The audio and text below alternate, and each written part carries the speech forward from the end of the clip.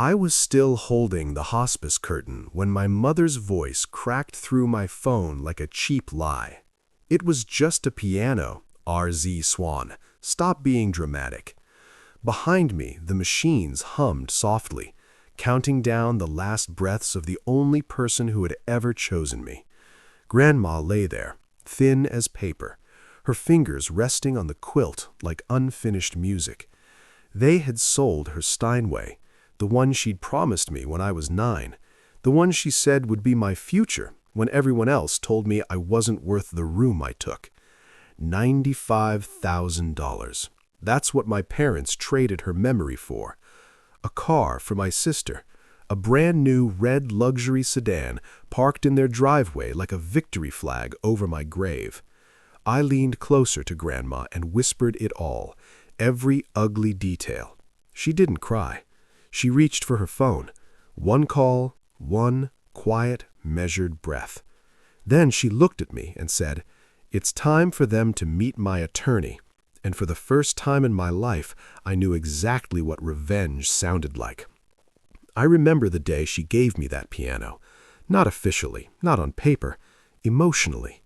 I was 10, sitting beside her while she played, my feet swinging in the air, my parents arguing in the kitchen about wasted money and that boy's useless dreams.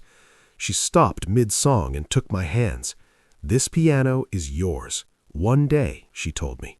"You're the only one who hears it." I believed her. I built my life around it. Music school, late nights, broken keys and bleeding fingers. I thought that made me safe. I thought blood meant loyalty. I was wrong. The betrayal didn't happen all at once. It never does. It starts with silence.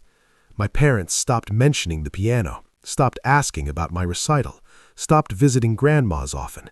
Then the lies came. "Oh, we moved it for cleaning. Oh, it needed restoration. Oh, the house felt too crowded." And then one night I drove past their house and saw it. That car. Shiny, expensive, unnecessary. My sister laughing behind the wheel while my parents filmed her like proud investors. I checked the piano registry the next morning. It was gone. Sold 2 weeks earlier to a private collector in Lahore. Paid in full to my father's account. I didn't scream. I didn't confront them. I made a list. Who bought it, how they paid, which attorney handled the sale, where the funds moved. And then I waited, because timing is the difference between anger and justice. Grandma handled the rest. From her hospice bed, she rewrote her will, not out of emotion, out of clarity. She transferred every asset she had left, property, savings, the antique collection, into a trust that my parents could never touch, only me. The piano was listed too, specifically, and she left instructions, a lawsuit filed the day she died for breach of inheritance and unlawful sale of protected property. Me. They had to return the money, all of it, with penalties. That car, seized, sold to cover damages.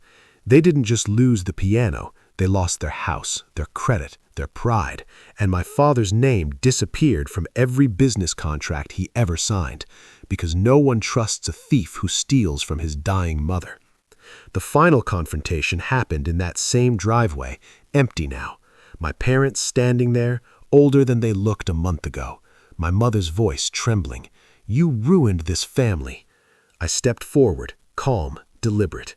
"I sold the only thing she ever gave me," I said. "I just made sure you felt the cost." No shouting, no drama, just truth. They had nothing left to say. I still don't have the piano, not yet. The collector is fighting the claim, but I know where it is. I know how long it takes for patience to become inevitability. Grandma taught me that. Every note has a payoff. You just have to wait for it to land. And when it does, it will be mine again, just like she promised.